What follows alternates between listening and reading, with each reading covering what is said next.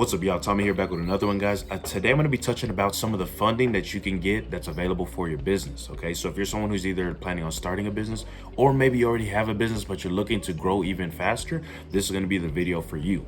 Alrighty, so let's go ahead and jump into it. All right, guys, so I'm actually back, traveling again, and I noticed that one of my videos has done pretty well. You guys have really enjoyed the video on how to go about getting grants out there to help you grow your business. I had a lot of you guys reach out to me about, what are other ways I can get funding? What can I do? How can I get more capital for my business? And I thought this would be a good video to shoot. Excuse, by the way, the setup. I'm not able to use my camera gear. I've been having some issues with it. I'm actually traveling right now. I'm down in Guatemala City. I'll more than likely be shooting a video about my time here in Guatemala in terms of cost of living, expenses, things like that in the near future.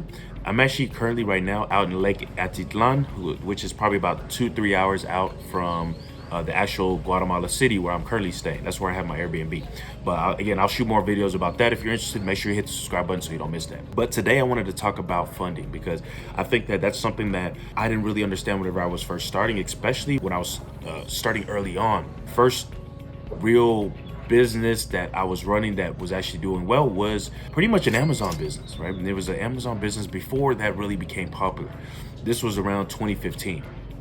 Okay, I had just gotten out of college, try out different things and see what was working. I decided to try out Amazon, and I realized how this was quite a new frontier. Maybe not necessarily a new frontier, depending on when you might have got started or when you might have heard about it. But for me, it was an opportunity that I saw the potential immediately with me just trying out a few things. Now, I've always been of the mindset that, I'm willing to spend a certain amount of money on a project, and once I reach that cap, if I don't have any type of momentum, then I'll stop the project. Now, for me at the time, it was $1,000. So I was willing to put $1,000 into anything. And if I wasn't able to get the traction going, it's not necessarily that I needed to be profitable. It's more the sense that I needed to be able to see that, I was getting sales, right? And the sales were growing, and I was seeing that there's potential there, right? Then if I was able to reach really just that one parameter, then I would keep trying and keep try to figure out the business and see if I can make it profitable and turn it into something that was long-standing. Now, when it comes to Amazon, one of the big issues that you'll run into with any physical products business really is inventory. Okay, it's something they don't talk about. You run into this, it's kind of like you're on like I don't want to say hamster wheel, but it kind of feels like you're on this constant up and down cycle where it's, you're making more money, but it's costing you more money to run your business because, let's say, for example, I spend $1,000 to buy inventory, right? And I end up selling all that, right? And now I'm getting more sales. I now have to find a way to get even more inventory. Now I need more than $1,000 to be able to continue growing my business, right? And you get into a cycle where you're not able, it doesn't make sense for you to keep pouring your money. You got to find other ways pretty much for you to make money faster to get more inventory to keep growing, right? There's businesses that have literally gone bankrupt because they were growing too fast and didn't have the money for it, right? So it's kind of two aspects. Now, these are some tactics that you can use. I actually implemented some of these tactics, which I'll mention one of them, which was credit cards. We're going to jump into it. That's kind of what helped me to work on they call it cash to cash cycle times, but pretty much gave me more time to pay whenever I had like inventory and things like that I was facing. But let's jump into it. I'm going to go ahead and touch on a few different points that you can look at that some of these you're going to know, some of these you might have possibly heard of, but these are just to kind of get your brain spinning on what you can actually do whenever it comes to you being able to get access to this type of capital. And guys, you got to appreciate I got the shirt on, I got the full vacay shirt on, right?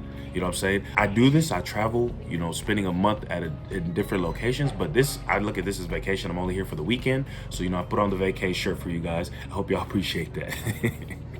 All right, so let's jump into it. The first one's going to be bootstrapping, right? This is kind of how I started in the very beginning. Bootstrapping is strictly going to be your funding sources to start with is yourself. I think this is the excellent way to start. I think that it's better for you to start with your own money because you're going to be more prudent. You're going to be more careful when it comes to how you're actually using the money that you have, right? I think that's where it's going to be key for you, right? Can you tap into your savings to start your business so you can keep all the profit, right? And all the company ownership. Now, this I think is a great way to get started, right? But sometimes it may not be possible, and you may need to look elsewhere, which we're going to touch here in some other sections, okay? But again, this is kind of how I started my first business, and pretty much all my businesses, this is kind of how I started, right? I would do the 1K rule. I was willing to spend $1,000 on a business before actually moving on if I had no sales, right?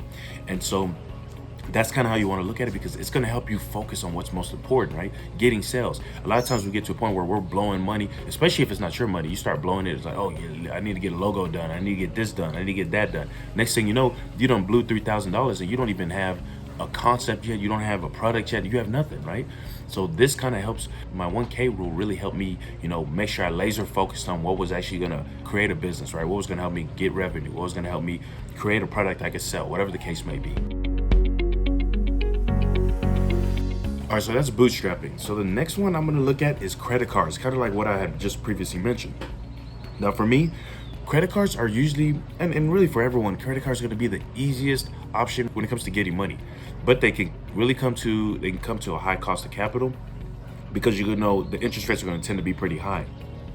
Now, what I like about credit cards is they're extremely flexible, right? They don't expect you to justify exactly, what you're going to use the money on. But the thing is, it's typically going to be tied to your credit more than likely, right?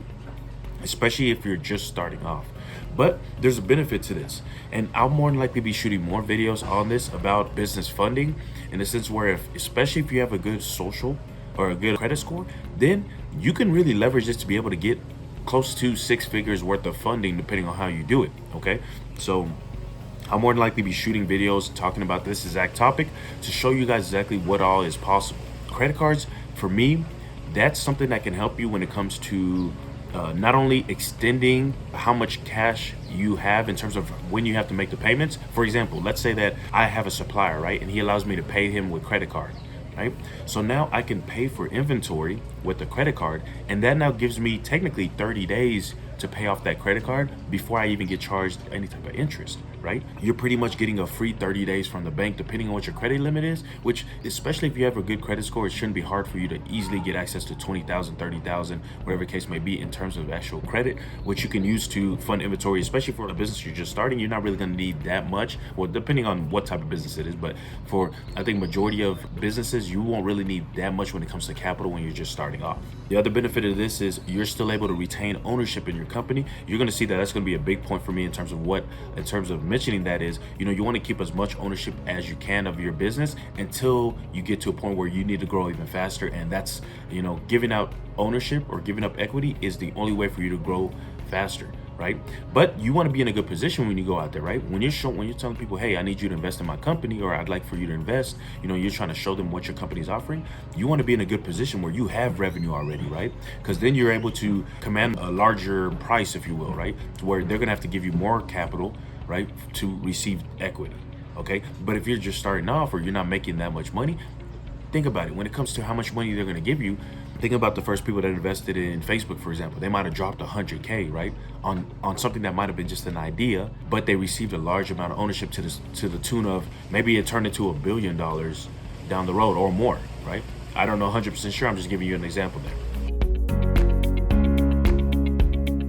Now, the next thing is going to be crowdfunding sites, okay? I've shot videos on this. I'll even link to a video down below that talks deeper about this, but crowdfunding sites can be great for you to get that initial traction, especially if for the business that you're starting is like a unique idea or a new idea, right? What you can do with crowdfunding is you can use that to actually pre-sell whatever products you haven't created yet, right? It can still just be conceptual, but people will already give you the funds to help you be able to create that initial investment or initial load. Now, again, I recommend you really check out that crowdfunding video that I shot, because I touched on a few points that are even more important than necessarily the money part of it, right? Just kind of mention it here is that, yes, you will get, it kind of helps you get initial capital for an idea, right? If you can really sell your concept of what you're trying to create, or you can really put a story behind the product that you're selling, then you can position it onto these crowdfunding sites and be able to get that initial capital. But even more so, you got to think about the types of people who are on these crowdfunding sites, right? There's this thing, it's called an adoption curve, right? It's pretty much a curve that looks something like this, right? And the idea is that even when the iPhone first came out, people didn't really believe in the iPhone, right? There's only a small subset of people, you can say like the 10-15% of the population that was willing to try the iPhone, right? And once they tried it, then it motivated another larger subset to actually try out the iPhone. That's kind of how you got to look at it, is that crowdfunding sites has those people, the people who are willing to try the iPhone the first time, right? Which means they're willing to try your product for the first time. But even better than that is they're willing to be advocates for your brand, especially if you really deliver. So by them giving you that money, right? Let's say they give you $50 for a prototype, and you create the prototype, you actually deliver it to them. They're now going to be the biggest advocates of your brand. They're going to be willing to show people, hey, look at this new thing that I got. It's dope, da da da. Tell the story behind your brand that you told them, and be willing to, pretty much convince their family and friends to buy the product too, right? And that's what's going to help you grow even faster. So those guys might be your initial subset and be your most loyal fans because they were there with you from the beginning, but they're going to be able to advocate for you and help even more people, join and be part of your brand as well. Okay, so that's where I think the true value comes from the crowdfunding. Hopefully I really explained that well in that video, but even more so in that video, what I think you're gonna enjoy is that I really go through different sites that you can actually put your products on, okay? Or put your business on to give you an idea, okay? Now, the next thing I'm going to talk on is going to be loans and lines of credit. Bank loans, lines of credit, things like that. They're going to be a lot more time consuming, or they're going to be a lot more extensive when it comes to the requirements than you would get for credit cards, right? Because typically your credit cards are going to be tied to your personal credit, but I mean, these can be tied to your personal credit as well, but they're going to want to see proof that you're going to be actually able to pay them back, right? They're going to want to see perhaps what your revenue is or what your business model is, whatever, all these different things, right?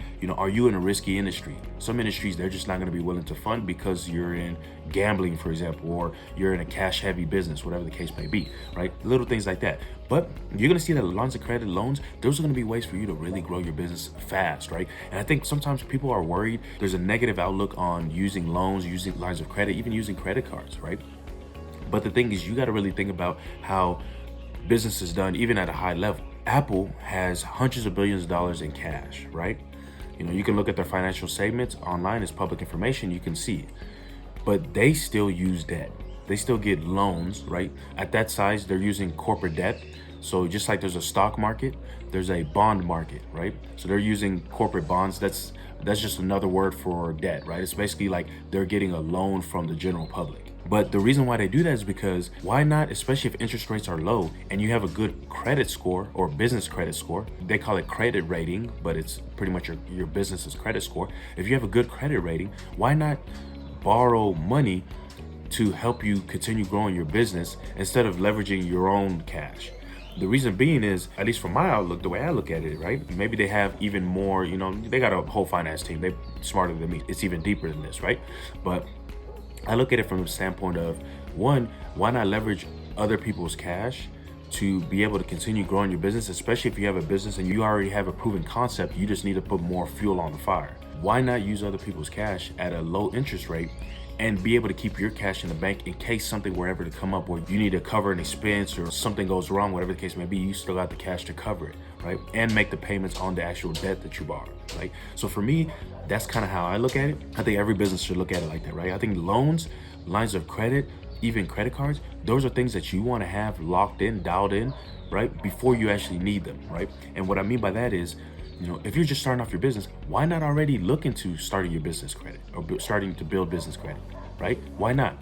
You want to start building business credit so you're already in a position to leverage that 1 year, 1.5, 2 years down the line, whenever you needed to grow your business even faster after you've already proven the concept. That's kind of how I look at it, right?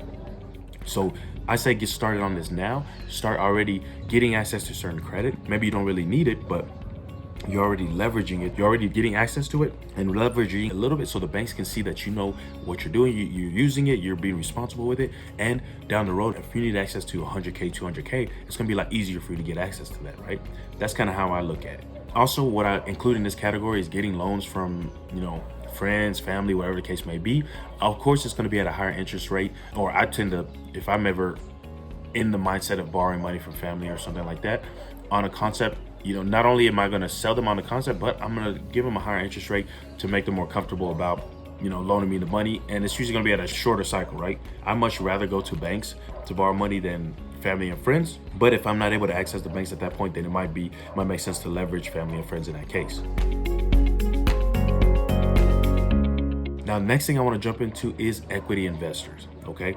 Now, there's different kinds of equity investors out there. There's gonna be angel investors, VC, venture capital, whatever the case may be. Whenever you hear the stories of people saying like, oh, they received $2 million investment, or receiving, WeWork, for example, got a couple $1 billion in investments, right? Or investing in different rounds, right? This is what's possible with equity investors. I want to mention that video again, the crowdfunding video. The reason why I recommend you watch it, another good reason, is that I touched on equity investors in there because there's now websites. You don't have to have access to these large venture capital firms to be able to get them to give you money. That now the average investor can give you money. And the dope thing is there's some of these websites, and you can check it out at the crowdfunding video. I mentioned even some websites where these might be, you can look at these guys maybe as average people, but the thing is everybody has a skill that you can leverage. If you're able to get access to maybe, let's say like a Joe Schmo that works at a marketing agency, right? He wants to invest $10,000 in your business for 10% of your business, right? Don't you think now he has skin in the game and he's inclined to help you succeed? So if he works at a marketing agency, maybe he has good insight on marketing. That's something that you can leverage. That's kind of how you want to look at it. You want to look at it in the sense that it's not just about the money, right? It's about who the person behind the money is too. There's two aspects of it. That's why whenever you look at, let's say for example, Shark Tank, people look at Shark Tank and they're like, oh, and I used to do the same thing. I used to look at it and be like, man, these dudes are giving out like 30% of their company, man. If they kept pushing, they could have done it themselves. But where the game changer is that you're getting investment, right? You're getting the money, but even more so, you're getting access to that person's network, right? For example, let's say I'm on the Shark Tank and I give 30% to Mark Cuban. Yeah, sure, Mark Cuban might be giving me 100K or something, or 20K or 30K, whatever it is, right? Some amount that might not justify it based on the vision that you have for your company. But where the game changer comes in at is when you actually have access to his network, right? It could be a situation where Mark Cuban has the people in place, right? He gives you access to networks, people who you wouldn't be able to get into the same room with because Mark Cuban, he can get you into the same room with these guys, right? And that's where the game changer comes in. So it might be people that maybe he has contacts with, or maybe, close friends of his or close business partners who can help blow your business up even faster. And even better than that is now you've built relationships with them. So down the line, if you start another business, you can go directly to those people and work with them, right? That's where it becomes a game changer. So that's the gist for equity investors, okay? Next, I want to touch on grants as well. Now with grants, again, I shot a whole video on grants. Grants are key too, right? Grants are it's pretty much free money that you can get from, whether you get it from governments offer grants, organizations can offer grants. You can even get grants, especially if you're a person of color that's running a business. There's grants out there to help you grow your business. If you're a woman-owned business, if you're a veteran-owned business, for example, these are just a couple off the top of my head, but there's different certain groups that, there's funding out there for grants to help you start your business idea because they want to see more of those types of businesses. They want to see more Black-owned businesses, more women-owned businesses, more veteran-owned businesses, for example. And if you can combine one or two of those different things, then it's a game changer, right? If you're a Black woman who has also been in the armed forces, that's a game changer because now you can apply for all three, right? Or there's sometimes there might be huge, you can see large grants out there for people who meet two, right? You're a woman who's a veteran, boom. You might be able to get even more funding, right? So that's kind of how you want to look at it. There's also government programs out there that can help you find even more of these types of funding and help you get, into government contracting and things like that. But that's a whole nother conversation. Maybe I'll jump into a video like that in the future. But when it comes to grants, I always look at it like this, right? Sure, you might not find a grant specifically for your business, maybe you will, but you might find a grant that's adjacent to the type of business that you're trying to do, right? Let's say, for example, that you're in one lane, but you can still offer the services or complete services that a certain organization is looking for in a community, right? Why not help out that community while also being able to get additional capital to keep growing your business, right? If I'm able to help out a community or help out a local government that maybe they're trying to start a new program for their community, whatever the case may be, and I can help them complete that while still being able to grow my business at the same time, I think it's a win-win, right? It can be something where maybe you leverage those grants to help you get the employees that you need to complete that task, but then you can pivot the employees over to now helping you with your core offer or whatever your main business offer is, right? That's kind of how you want to look at it.